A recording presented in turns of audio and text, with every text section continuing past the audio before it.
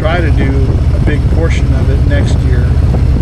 Hopefully it's in closer to the area that I live in. But anyway, this part of the ride I wanted to tell you about because it is really, really pretty down these particular roads.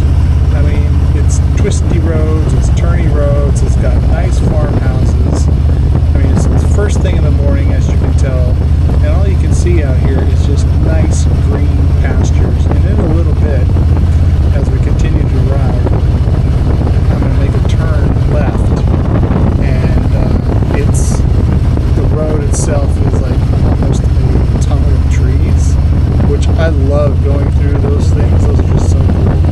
But take a look, or I'll come back on a little bit to kind of commentate on what we're doing here, and we'll see what's going on, okay?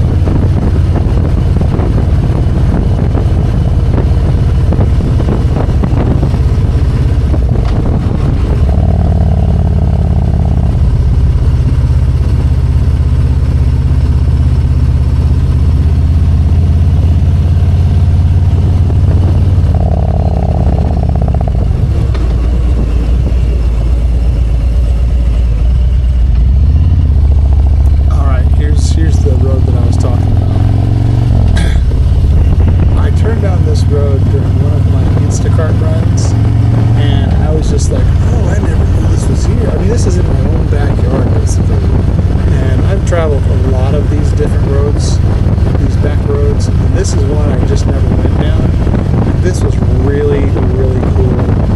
Just, it was peaceful, it was nice, and something that I don't know about you, but I enjoy those nice little roads that turn, do some of the gradual turns, left and right, and as you can see, we're going to come up to some twisties here by that sign. I've seen those signs because that tells me that the road is going to be fun.